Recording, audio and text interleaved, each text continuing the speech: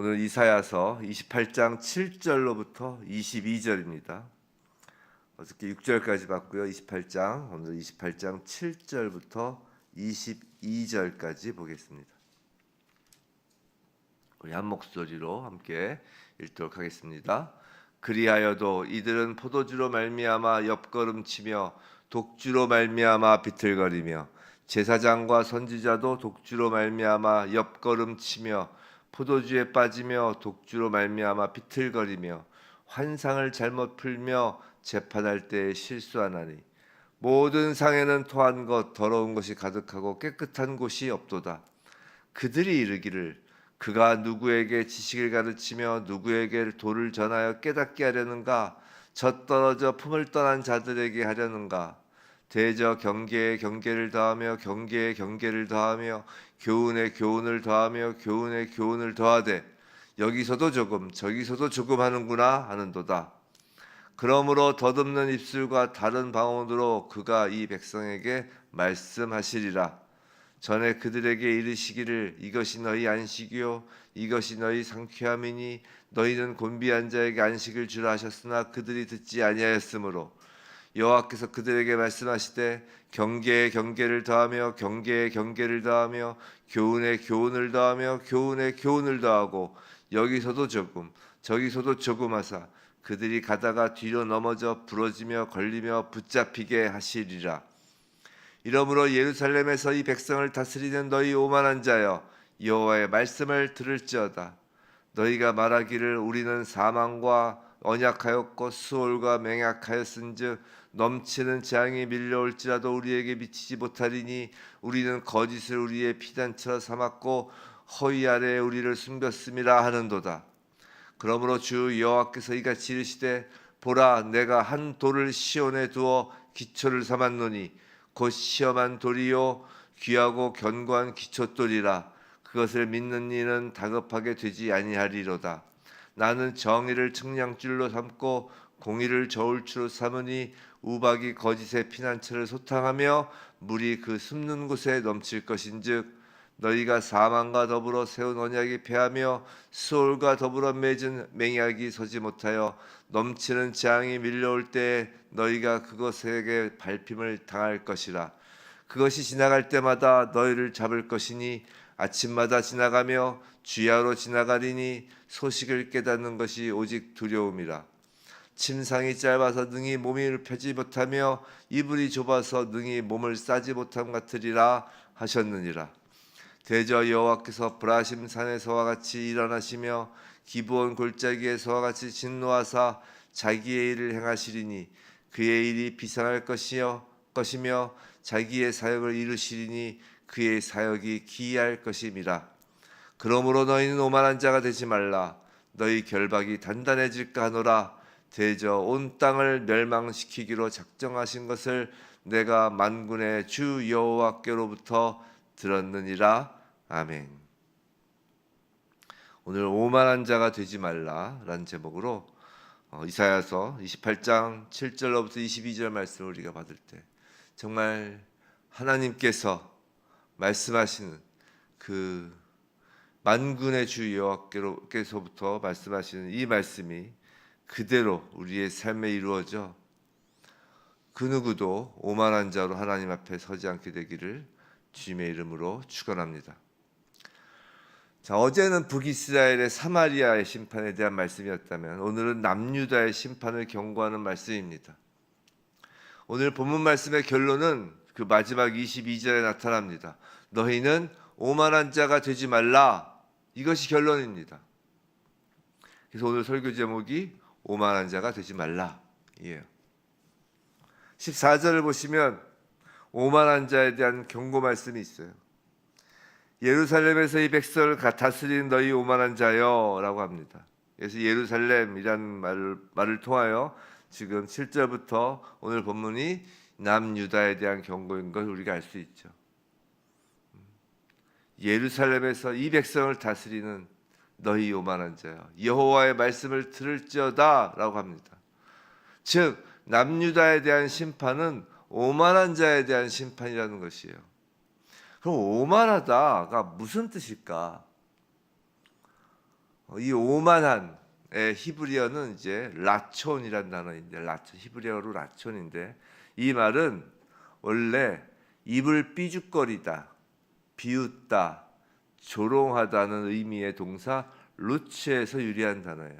즉 오만하다라는 것은 어떤 교만하거나 우쭐대는 태도를, 물론 그런 것도 나타내는 것이기도 하겠지만, 그런 것보다는 조롱하다, 비웃다라는 것이에요.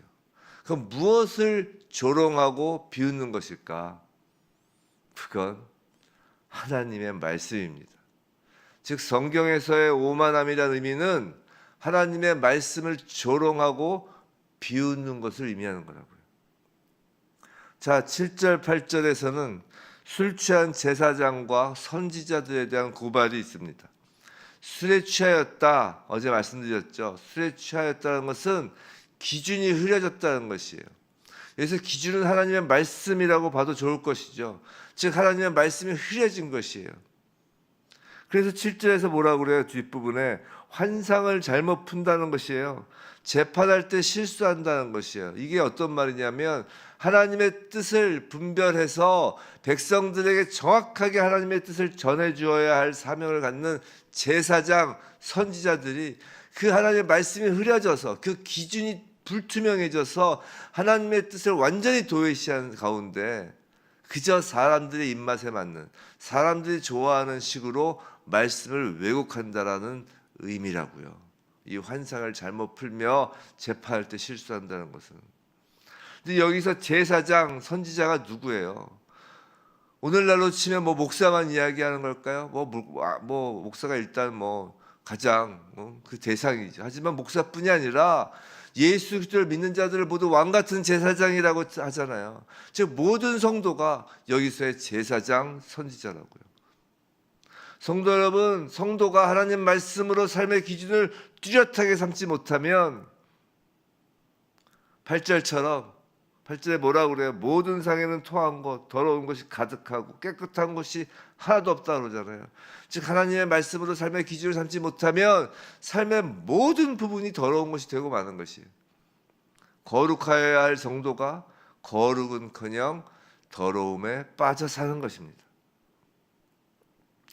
제사장과 선지자의 오만함, 하나님의 말씀을 조롱하고 비웃는 것을 보여주는 구절이 이제 9절 10절이에요. 9절 10절. 자, 9절에서 그들이 이르기를 그가 누구에게 지식을 가르치며 누구에게 도를 절하여 깨닫게 하려는가 라고 그러죠. 그래서 그들이 이르기를 할 때 그들이 바로 술 취한 제사장이고요. 이제 그들이 이야기하는 그가 누구에게 할 때 그는 이사야를 가리키는 말이에요. 그래서 9절은 이런 것입니다. 술 취한 제사장 선지자들이 하나님의 말씀을 올곧게 전하려는 그 이사야에게 지금 조롱조로 말하는 것이에요. 뭐라고 말하는 것이냐면 니까짓게 누구를 가르치려고 하느냐라고 하는 것이죠. 누구에게 지식을 가르치며 누구에게 도를 전하여 깨닫게 하려는가, 니까짓게 이런 거예요. 젖떨어져 품을 떠난 자들에게 하려는가, 이거 뭐냐면 야 너는 아기들에게나 가서 아기들 그 말이나 가르쳐줘라 그런 거예요. 내까짓게 누구를 가르치려고 하느냐, 아기들에게나 가서 가르쳐라 라고 지금 조롱한다는 것이죠.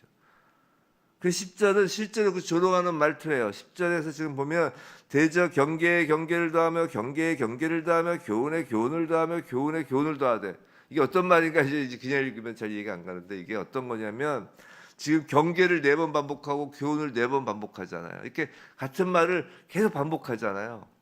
우리가 어린아이에게 무언가를 가르쳐 주려고 그러면 계속 같은 걸 반복하잖아요. 그죠? 즉 일부러 어린아이의 반복하는 말투, 어린아이들이 다다다다다다 이렇게 반복하는 말투, 그 말투처럼 지금 표현하는 거예요.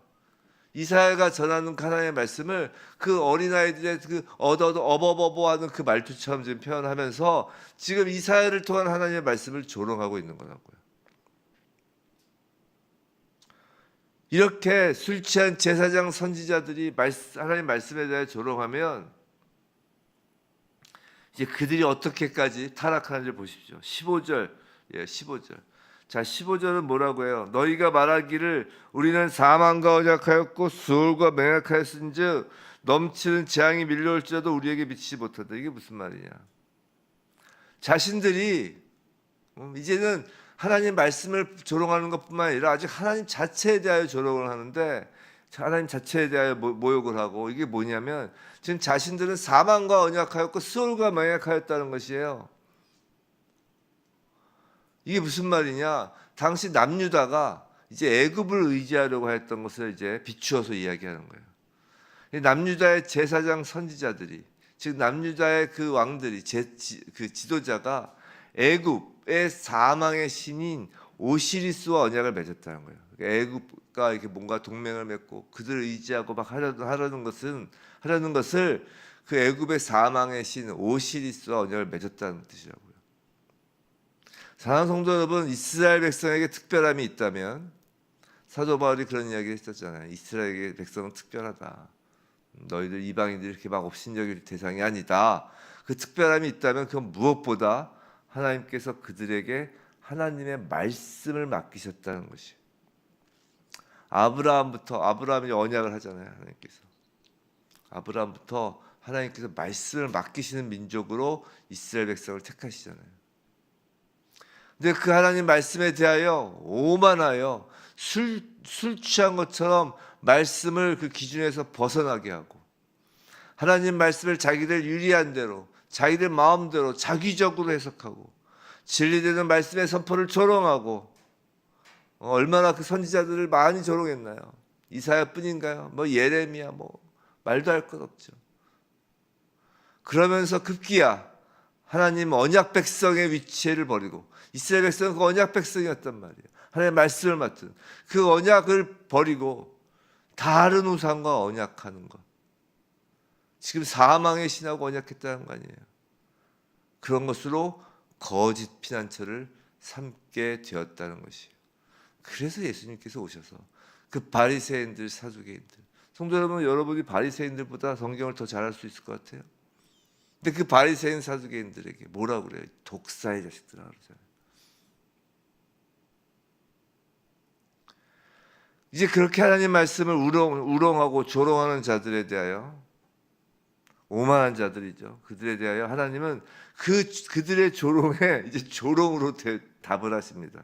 그 내용이 11절에서 13절이에요. 참 재밌는 구조예요. 이게 알고 보면 11절에서 뭐라고 그래요? 너희가 알아듣지 못하는 너희가 알아듣지 못하는 더듬거리는 입술과 다른 방언으로 이제 백성에게 말씀하시리라고 그러잖아요. 이게 뭐냐면, 다른 방언이라는 건 뭐냐면 너희가 알아듣지 못하는 그 아수르, 바벨론 등 그런 다른 방언으로 말하는 자들에게 너희들이 이제 시달리게 될 거라는 뜻인데, 그러면서 이제 13절에서 그런 거예요. 아까 10절에서 너희가 어린아이 가르치는 것이라고 조롱했던 그 표현을 그대로 지금 사용하시는 거예요. 그렇잖아요. 반복되고 있잖아요. 10절이 경계의 경계를, 또 교훈의 교훈을, 이렇게.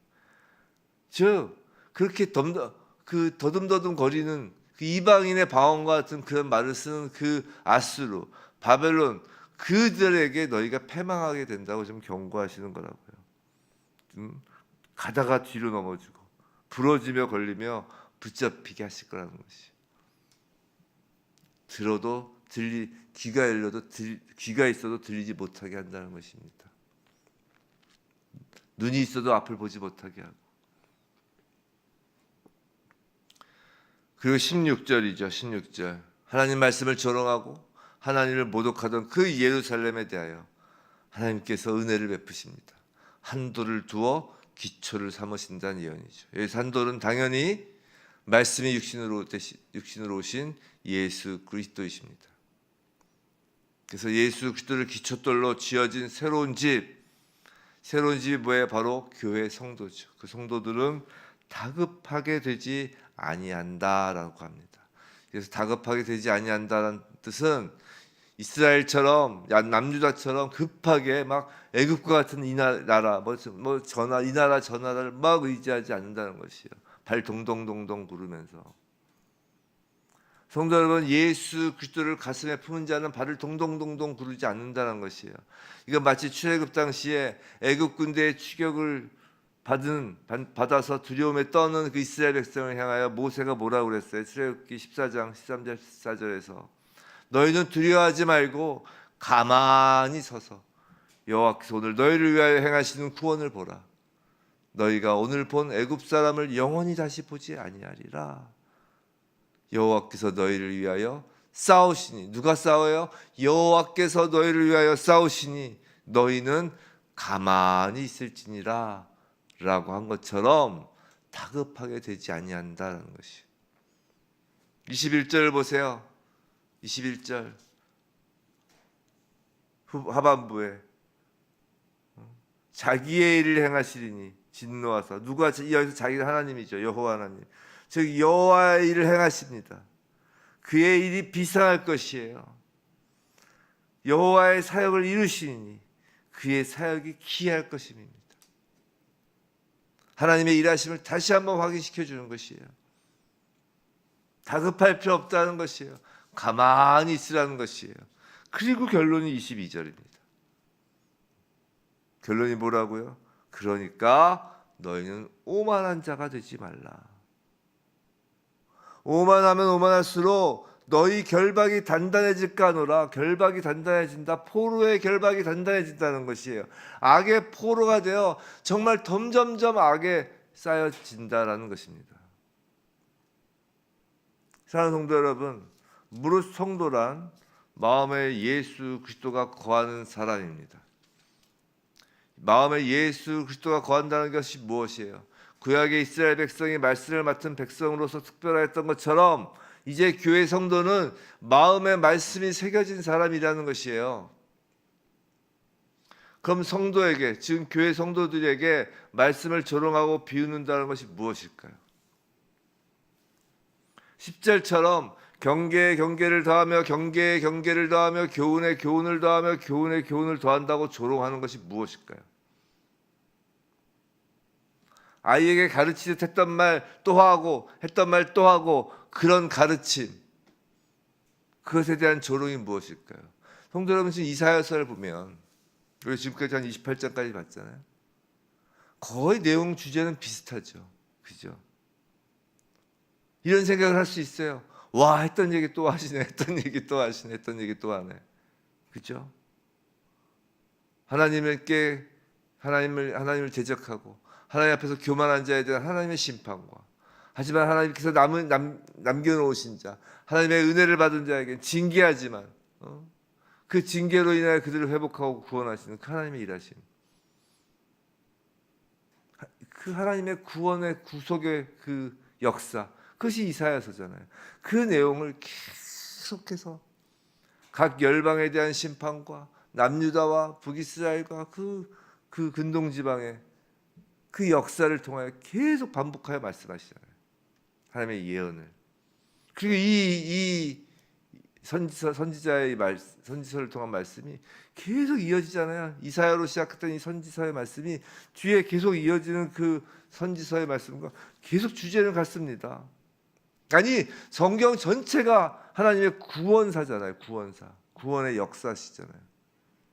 자, 이런 말을 들으면 야, 어제 했던 말하고 똑같네.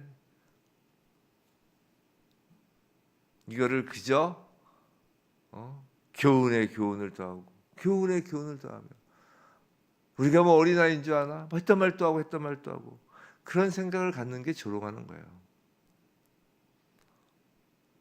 특별히 신약교회에서는 또 뭔가요? 우리 교회 강대상에서는 또 예수 그리스도 이야기야, 또 십자가 이야기야, 또 믿음이야, 또 믿음이야, 또 구원 이야기야, 또 거룩이야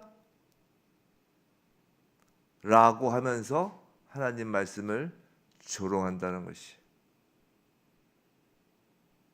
성도 여러분, 반복되는 예수 그리스도에 관한 말씀, 반복되는 복음에 관한 말씀이 지루하고 늘 교회에서 같은 말만 하는 것 같고 한심스럽습니까? 그게 바로 오만한 거예요. 오만한 것입니다. 그런 오만한 성도의 입맛에 맞추려고 말씀을 잘못 풀면 막 신기하게, 와, 신비적으로, 마치 뭔가 막 자신만이 아는 것처럼 신비한 그런 신비주의, 말씀을 통하여 신비주의가 온다니까요. 말씀을 가지고 또 사람들이 뭔가 색다르게 예수 그리스도를 빼고 복음을 빼고 막 말씀을 꽤 맞추잖아요. 대표적으로 세대주의가 좀 그런 것까지 심하죠. 하여튼 그렇게 말씀을 잘못 보면 그것이 뭐라고요? 바로 술 취한 제사장 선지자의 비틀거림이라는 것이. 사랑하는 성도 여러분, 정말 우리 모두 이 하나님의 말씀이 꿀송이처럼 달콤했으면 좋겠습니다. 특별한 거 없어도 모든 말씀이 특별했으면 좋겠습니다.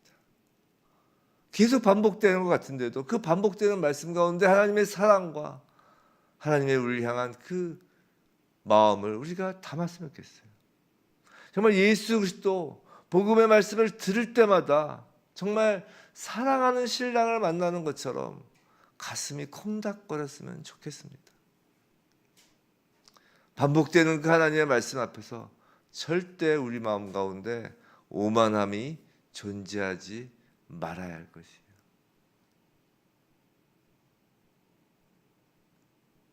우리가 예수를 믿는다고 하면서도 이 하나님의 말씀을 두고 오만한 자리에 앉아 있지 않은지 되돌아봐야 합니다. 그리고 성령님께 구해야 됩니다. 성령님이 우리 마음에 내주하셔서 충만히 역사하신다는 것은 이 말씀이 날마다 달콤하고 깨달아지고 이 말씀 앞에서 마음이 정말 설레어야 되는 것이에요. 다 아는 것 같고 늘 똑같은 이야기 같고 그 말씀에 재미없고 그러면 오만한 것입니다. 조롱하는 것이 하나님을. 부디 우리 모두 오만한 자리에 앉지 아니하므로 예수 그리스도가 주춧돌된 교회, 복 있는 성도, 시편 1편이 그거잖아요. 복 있는 자는 해가지고 악인의 길을 가지 않고 오만한 자의 자리에 앉지 아니하고 정말 우리 모두 오만한 자리에 앉지 아니하므로 복이 있는 성도 되길, 그것이 복입니다. 복 있는 성도 되길 주님의 이름으로 축원합니다.